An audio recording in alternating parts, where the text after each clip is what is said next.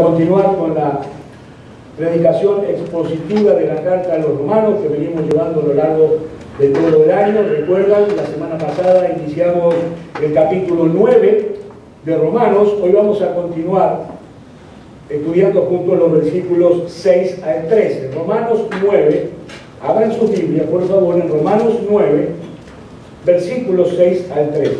Dice así: no que la palabra de Dios haya fallado, porque no todos los que descienden de Israel son israelitas, ni por ser descendientes de Abraham son todos hijos, sino en Isaac que será llamada descendencia. Esto es, no los que son hijos según la carne son los hijos de Dios, sino los que son hijos según la promesa son contados como descendientes. Porque la palabra de la promesa es esta: por este tiempo vendré y Sara tendrá un hijo. Y no solo esto, sino también cuando Rebeca concibió de uno, de Isaac, nuestro padre, pues no habían aún nacido, ni habían hecho aún ni bien ni mal, para que el propósito de Dios conforme a la elección permaneciese, no por las obras, sino por el que llama. Se le dijo: el mayor servirá al menor, como está escrito: a Jacob amé, mas a Esaú aborrecí. Es palabra de Dios.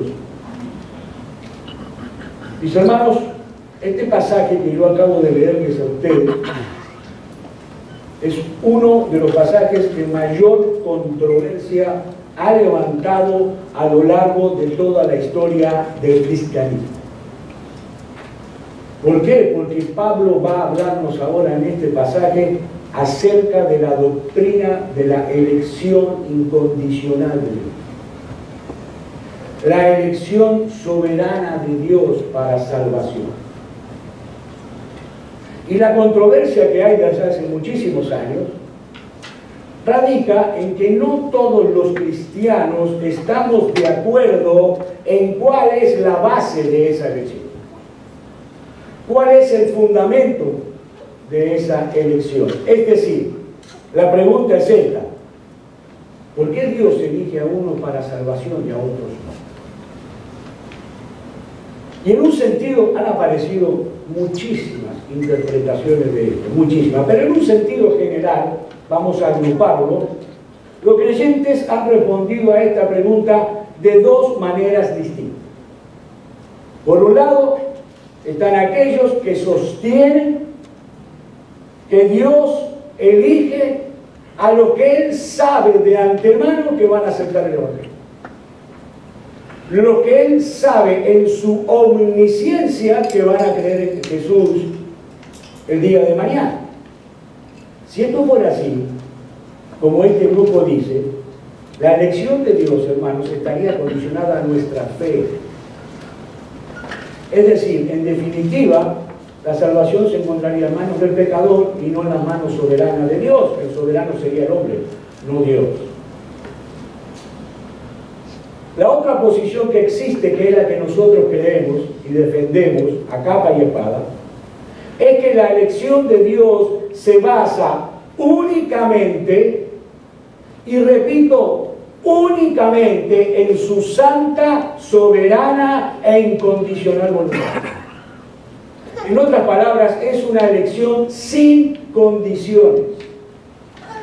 Es una elección incondicional. Mis hermanos, no había ninguna condición en nosotros que pudiera ser favorable, que moviera a Dios a elegirnos. Ni siquiera el hecho de creer en Jesús, pero aún así nos amó y nos eligió. De manera que la razón radica enteramente en Él y no en nosotros. Esa es nuestra posición. La soberana e incondicional elección de Dios. La salvación es de Dios, no es del hombre, es de Dios. Pero, aunque hoy vamos a tratar ese tema a lo largo de este mensaje, yo quiero recordarles lo que yo les decía la semana pasada. ¿Recuerdan? El capítulo 9 al capítulo 11 forman una sección, un todo, una unidad. Y el foco principal de esta sección no es la doctrina de la elección incondicional, no. Tampoco es el presente o el futuro de Israel. No, el tema central de esta sesión es la fidelidad de Dios a sus promesas, a sus palabras. Pablo se está refiriendo aquí exactamente a la promesa de salvación de Dios. ¿Ha fallado Dios a su promesa? ¿Ha fallado Dios a su palabra? Y cuando digo palabra no estoy hablando de la palabra de Dios, de la Biblia, a su palabra. Es como cuando le decimos a alguien, yo te doy mi palabra. ¿Ha fallado Dios a su palabra? Israel era el pueblo del pacto, un pueblo al cual Dios le había prometido salvación por medio de un Mesías. Un Mesías que, como vimos la semana pasada, vino precisamente de la descendencia de Israel. Si esto es así, ¿cómo podemos explicar entonces que ese Mesías haya venido y que la mayoría de los judíos lo rechaza rotundamente?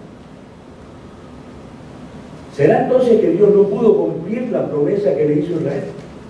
¿Será así? Y si esto es así, ¿cómo podemos estar nosotros seguros hoy que Él va a cumplir lo que le ha prometido a los creyentes del nuevo pacto? ¿Podemos nosotros creer en esas promesas? Y Pablo, a lo largo de toda esta sección de la carta, lo vamos a ver, responde a esto con un rotundo por supuesto que sí. Por supuesto que sí, porque Dios, hermanos, no ha fracasado y nunca fracasará. Pero nosotros debemos entender de una vez por todas que no todos los israelitas, no todos los que descienden de Abraham forman parte del verdadero Israel al cual fueron hechas todas esas cosas. No todos.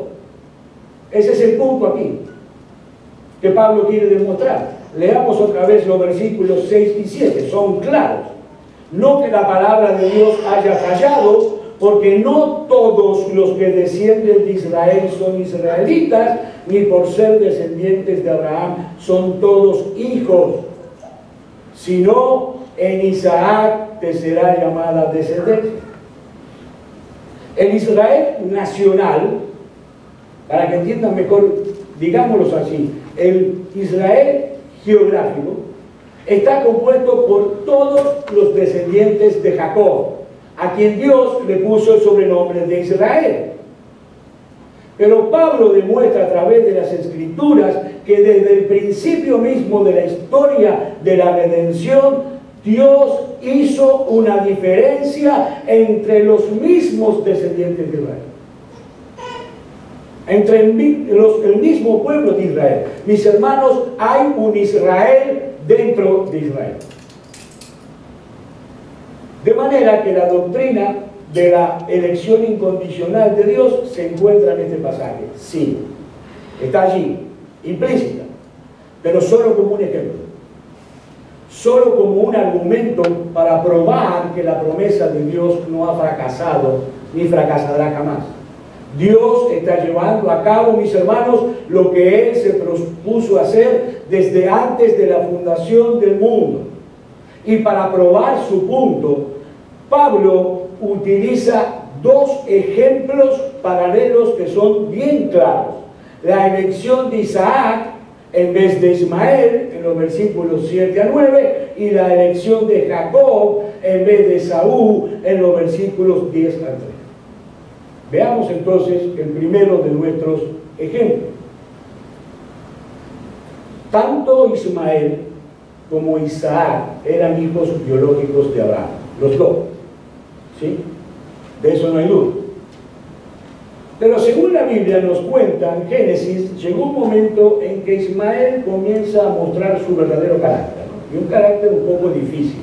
Él comienza a burlarse de su hermanastro menor Isaac. A tal punto llega que Sara, la esposa de Abraham, le pide que eche de la casa a la sierva Agar y a su hijo Ismael. Y obviamente esto produce una angustia en el corazón de Abraham, porque en definitiva Ismael también era su hijo. Pero Dios le dice en Génesis capítulo 21, versículo 12, entonces dijo a Abraham, no te parezca grave a causa del muchacho y de tu sierva.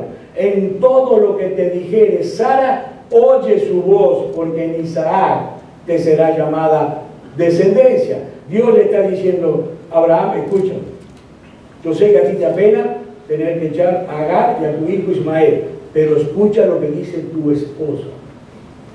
Escucha lo que dice Sara, porque de ella vendrá la descendencia, vendrá Isaac. Y luego dice en el versículo 13, y también del hijo de la sierva haré una nación, porque es tu descendiente. Dios le está diciendo, yo voy a cuidar de esa sierva, y voy a cuidar de su hijo, y voy a formar una nación de ese hijo, porque es tu hijo. Yo no me voy a olvidar de ello. Pero la promesa del pacto que Dios hizo con Abraham sería cumplida en Isaac, no en Ismael. Y aquí ya aparece la elección incondicional de Dios y la predestinación. ¿Por qué Isaac y no Ismael? Bueno, porque el Dios soberano lo quiso así. Punto. Ahí termina la discusión.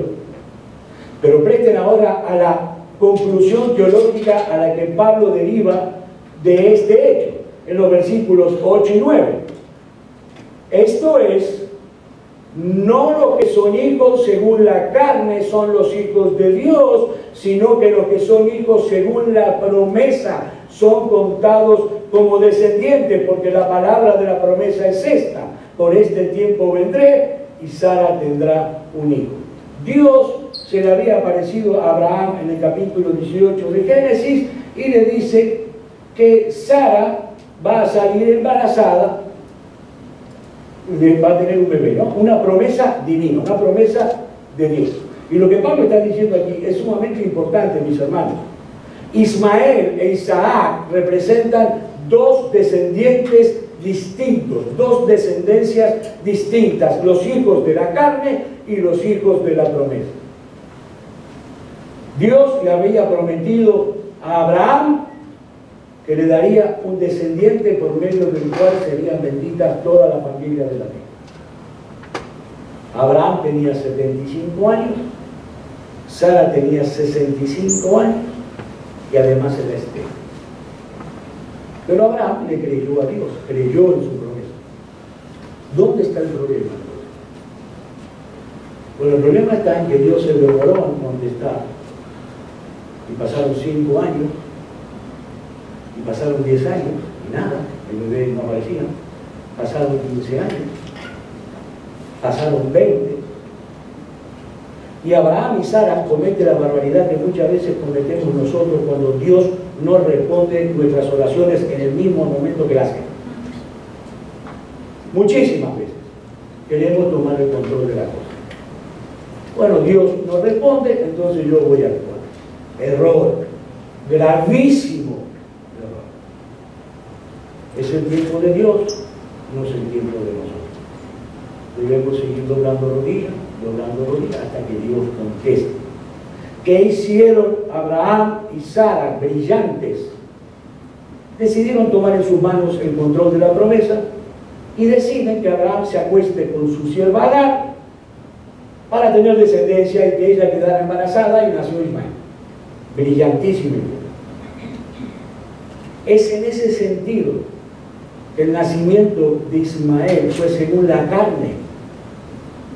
¿Por qué? Porque fue el producto de lo que Abraham hizo como hombre. Ismael fue concebido en una forma natural, como fuimos concebidos todos los que estamos aquí. No había nada de milagroso en eso. Pero en cambio, hermanos, el nacimiento de Isaac fue completamente distinto. ¿Saben por qué? Porque Abraham tenía 100 años cuando él nació y Sara tenía 90 cuando quedó embarazada de Isaac. ¿Saben por qué? Porque el embarazo de Sara fue sobrenatural. Fue sobrenatural. Fue el producto de la obra de Dios, no de Abraham. Isaac es el hijo de la promesa, no solo por el hecho de haber sido un hijo prometido por Dios. Isaac es el hijo de la promesa, porque fue la promesa de Dios que hizo que él naciera. Su palabra fue suficiente para que ese niño viniera a este mundo. Ahora, no olvidemos aquí, no nos desenfoquemos del punto que Pablo quiere probar, ¿no? y es que no todos los hijos de Israel son Israel. Y el argumento de Pablo es que tanto Ismael como Isaac eran descendientes de Abraham, pero Ismael era el producto de la voluntad de Abraham, mientras que Isaac era el producto de la voluntad de Dios. Y lo mismo podemos decir del resto de la descendencia espiritual de Abraham, es decir, hermanos y hermanas de cada uno de nosotros. Fue por la voluntad de Dios, no por la voluntad de un hombre. Dice el Evangelio de Juan, en el capítulo 1, cuando inicia: mas a todos los que le recibieron, a los que creen en su nombre, les dio la potestad de ser hechos hijos de Dios. Presten atención, los cuales no son engendrados de sangre, ni de voluntad de carne, ni de voluntad de varón, sino de ¿qué? Sino de Dios. El nacimiento de Isaac, mis hermanos, es una muestra de cómo Dios engendra a sus hijos. Todos son traídos de la muerte a la vida por el poder regenerador del Espíritu Santo. Simplemente por el hecho de que en la eternidad Él decidió que fueran sus hijos. Nosotros somos hijos de la promesa, no del esfuerzo humano. El mismo Señor Jesús, cuando estaba orándole al Padre, en Juan capítulo 17, en el versículo 9, dice: yo ruego por ellos, no ruego por el mundo, sino por lo que me diste, porque tuyo soy. Así que mi amado hermano, mi amada hermana, abre bien los oídos. Si tú estás hoy en Cristo, es porque Dios decidió en la eternidad de que tú fueras su hijo. Eso depende de Dios. Eso no depende ni de ti ni de mí. No hay ninguna gloria en nosotros. Lo único que nosotros pusimos es el pecado del cual necesitábamos ser redimidos. Es la voluntad de Dios. Dios escogió a Isaac, no escogió a Ismael. Pero Pablo tiene un segundo argumento aquí, un segundo ejemplo, en los pasajes 10 al 13, y es la elección de Jacob en lugar de Esaú. Y este segundo argumento, este segundo ejemplo, es todavía mucho más contundente que el anterior, para probar que la elección nada tiene que ver con la raza, todo tiene que ver con la gracia. Leamos otra vez los versículos 10 al 13. Y no solo esto, sino también cuando Rebeca concibió de uno de Isaac nuestro padre, pues no habían aún nacido, ni habían hecho aún ni bien ni mal, para que el propósito de Dios, conforme a la elección, permaneciese, no por las obras, sino por el que llama. Se le dijo: el mayor servirá al menor, como está escrito: a Jacob amé, mas a Esaú aborrecí. Recién acabamos de ver que Ismael e Isaac eran hijos de Abraham, pero uno no era hijo de Sara. Bueno, en este caso, los dos, Jacob y Esaú, son hijos del mismo padre y de la misma madre. De hecho, eran hermanos mellizos. Nacieron juntos. Estaban en igualdad de condiciones. No había ninguna diferencia entre ellos, excepto en el hecho de que Esaú nació primero, era el mayor. Por lo tanto, a él le correspondía el derecho de primogénito. Si uno de los dos tenía derecho, era Esaú, porque nació primero, pero Dios soberanamente escogió a Jacob. ¿Ven ahí la elección incondicional? La predestinación. Dios soberanamente escogió a Jacob sobre Esaú. Y se lo hizo saber a Rebeca antes de que los dos niños nacieran, que el mayor iba a servir al menor. Y eso es para que sea más que evidente que lo que hizo la diferencia entre uno y el otro fue la soberana voluntad de Dios. En el versículo 11, Pablo todavía nos aclara que los mellizos no habían todavía nacido. No habían hecho nada, ni para bien ni para mal. y Dios escogió a uno en vez de otro. Es obvio, mis hermanos, que esa elección entre uno y otro no puede haberse basado, como enseñan por ahí, que Dios previó en su omnisciencia lo que sería la vida de Jacob, a diferencia de la vida de Saúl. No. Porque algunos pueden decir, bueno, Saúl era un impío que se merecía. Jacob también era un impío. Jacob era un mentiroso, un estafador, un engañador, y Dios lo escogió en vez de Saúl. Ninguno de los dos había hecho nada que moviera a Dios a elegir a uno en vez de otro. No había ningún mérito.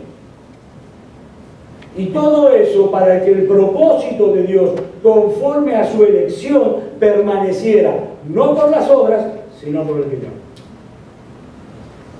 Mis amados hermanos, este texto no puede ser más claro, yo no sé cómo explicarlo más claro con respecto a la elección incondicional de Dios. La elección de Dios no se basa en ninguna obra que Él haya previsto de antemano en su omnisciencia que nosotros íbamos a hacer, ni siquiera nuestra fe y nuestro arrepentimiento. Su elección se basa únicamente en su propósito. La razón por la cual Dios escoge a uno y no a otros está en Dios y no en nosotros. Por lo tanto, nosotros no podemos saber cuál es. Y a propósito, hay alguno que al escuchar esto puede decir, pero lo dicen, me lo han dicho, bueno, pero tu Dios es injusto, porque eliges a uno sí y a otro no. La semana que viene vamos a ver ese tema. Porque el versículo 14 comienza diciendo, Pablo comienza diciendo, ¿qué pues diremos? ¿Que hay injusticia en Dios? De ninguna manera. No hay ninguna injusticia. Dice Pablo en 2 de Timoteo capítulo 1 versículo 9, quien nos salvó, Dios, y nos llamó con llamamiento santo, no conforme, otra vez, no conforme a nuestras obras, sino el propósito suyo y la gracia que nos fue dada en Cristo Jesús. ¿Cuándo? Antes de los tiempos de los siglos, en la misma eternidad. Dios escogió a unos para salvación y a otros no. Pero ahora Pablo, hasta ahora, no nos ha dicho cuál es ese propósito de Dios del que él tanto habla en este pasaje. Bueno, eso lo responde en Efesios capítulo 1, versículos 11 y 12.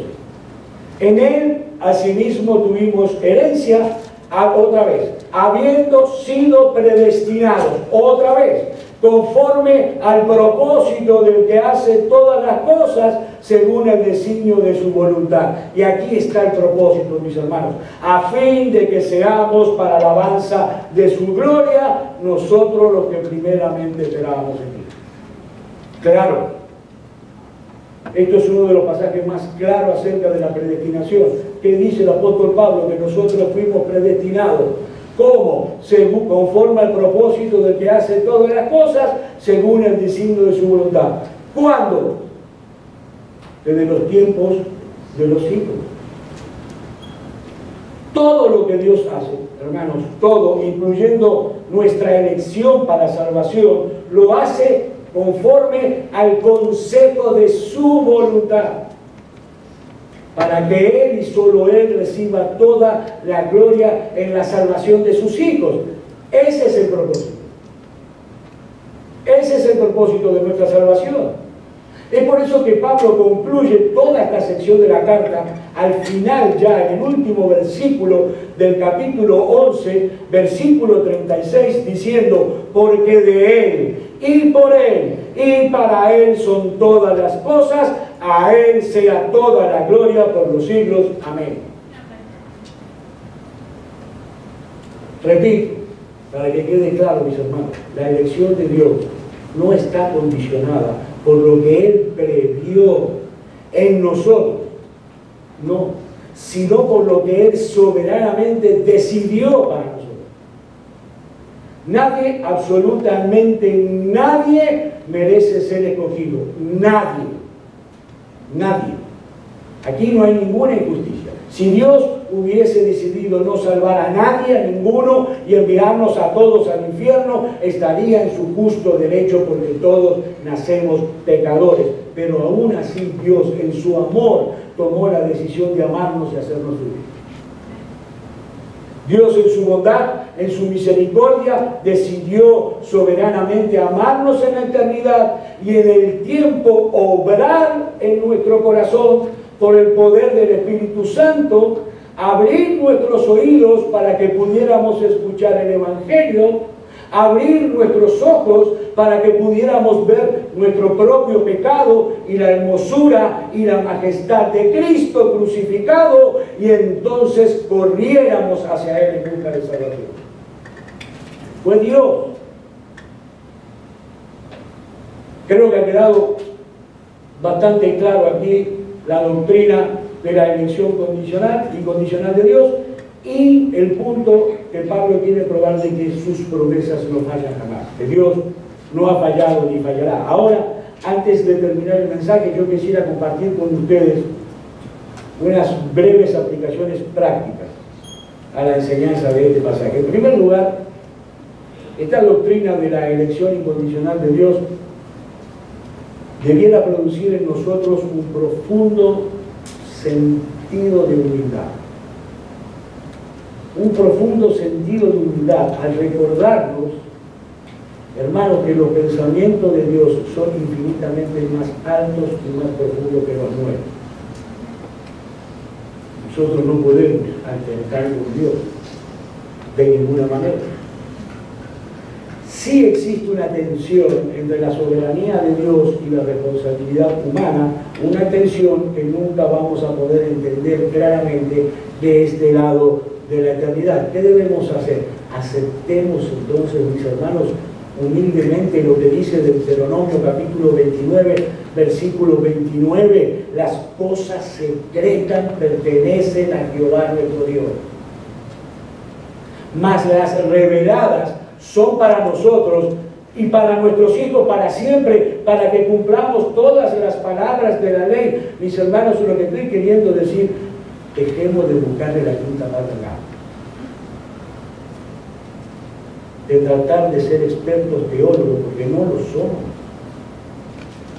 y de ver cosas donde no lo hay. Ustedes no se pueden imaginar la cantidad de herejías que yo podría enseñarles, la cantidad de distorsiones, de barbaridades acerca de la palabra de Dios que enseñan por ahí y que han surgido a lo largo de la historia, porque hay personas que quieren ser más sabios que Dios. Quieren ser más sabios que Dios y quieren interpretar lo que Dios no ha revelado. Mi hermano, mi hermana, deja que Dios sea Dios y que Él nos revele lo que nos quiera revelar, y quedémonos con eso. Su revelación está completa en la Biblia. Y créame lo que le digo, lo que Él nos reveló, mis hermanos, es tan profundo, es tan grande, es tan sublime, que puede enloquecer la mente del teólogo más experto del planeta. No intentemos ser más sabios que Dios. Y no escuchemos cualquier cosa que hay por ahí, especialmente en internet. Por favor, se lo pido. El 99,99 cosas que hay en internet es basura. Cuidado. En segundo lugar, esta doctrina debe producir en los creyentes una profunda gratitud, un gozo impresionante y una adoración exuberante a nuestro Dios, porque, hermanos, Él nos amó sin merecerlo. Mi hermano, mi hermana, piensa un segundito en esto. Dios en la eternidad decidió amarte a ti, especialmente a ti.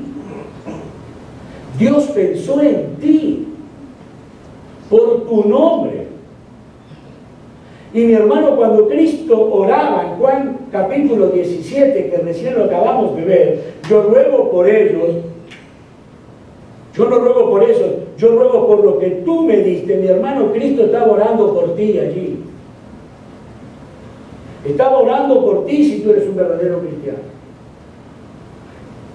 Mis hermanos, no había nada, no se crean que somos grandes personas, no había nada en nosotros que nos hiciera atractivos ante los ojos de Dios. No, ¿saben una cosa? Había mucho para hacernos totalmente repugnantes a los ojos de Dios. Éramos repugnantes a los ojos de Dios. Pero aún así Dios decidió amar. Y nos escogió. Y nos llamó. Gloria a Dios. Mis hermanos, nosotros debemos pedirle a Dios en oración que hasta donde sea posible, en un corazón que todavía no está glorificado, nos conceda un espíritu de gratitud, un espíritu de alabanza, un espíritu de adoración, un espíritu de entrega total. En tercer lugar, tenemos que entender que la doctrina de la elección incondicional, como algunos dicen por ahí equivocadamente, no elimina la necesidad de predicar el Evangelio a todo el mundo. No la elimina. Hay gente que dice, bueno, si es como tú dices y Dios ya escogió, ¿para qué vamos a predicar si Dios ya escogió? Y este tema lo hemos enseñado muchas veces desde este punto. Mis hermanos, Dios no solamente, como acabamos de ver, escogió por gracia a todos aquellos que se iban a salvar, sino que ese mismo Dios soberano escogió los medios por el cual esos escogidos se iban a salvar. Y esos medios son la oración y el evangelismo. La predicación del evangelio. Nadie se va a salvar sin el evangelio.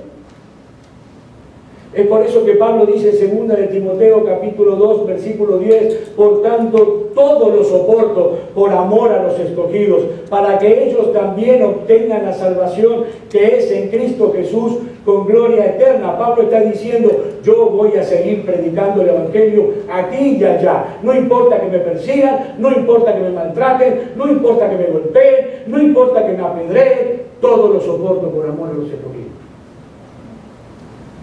Mis amados hermanos, nosotros no sabemos quiénes son los escogidos de Dios y quiénes no. Así que, mi hermano, predícale el evangelio a todo el que se te cruce por el camino, a todo el que tú puedas. Y deja los resultados en las manos de Dios, que están en buenas manos. En último lugar, para terminar, mi amigo, si tú estás viendo este mensaje por internet, yo quiero decirte que tú no tienes que estar averiguando si tú eres uno de los escogidos de Dios para venir a los pies de Cristo. No. Arrepiéntete de tu pecado y confía únicamente en Cristo para la salvación de tu alma. La Biblia nos llama a arrepentirnos y creer. Mi amigo, la elección es responsabilidad de Dios. Y repito, eso está en buenas manos, porque depende de Dios. Pero la responsabilidad tuya y la mía es arrepentirnos y creer.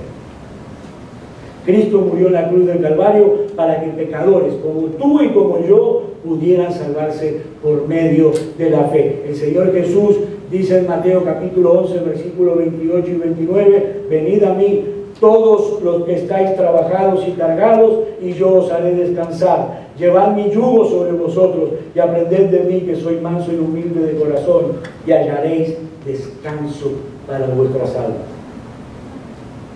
Mi amigo, si tú dejas hoy ya mismo de confiar en tus méritos, en tu decencia, en tu moral, en tus buenas obras, y vienes a Cristo ahora mismo, allí donde estás, en el lugar donde te encuentres, en arrepentimiento y fe, con un corazón humillado, clamándole a Él por misericordia, confiando únicamente en su vida perfecta, en su muerte, en su resurrección, en su ascensión a los cielos, sentados a la diestra del Padre. Escúchame muy bien lo que yo te voy a asegurar.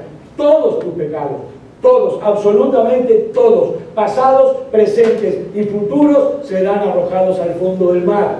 Y Dios te concederá de pura gracia el don de la vida eterna. Ven a Cristo, mi amigo. Ven, porque la puerta de la salvación todavía están abiertas de par en par para todo aquel que en Él cree. Esa es mi invitación, amigo. Ven a Cristo, ven a la cruz y ven ahora. Vamos a orar. Padre, te damos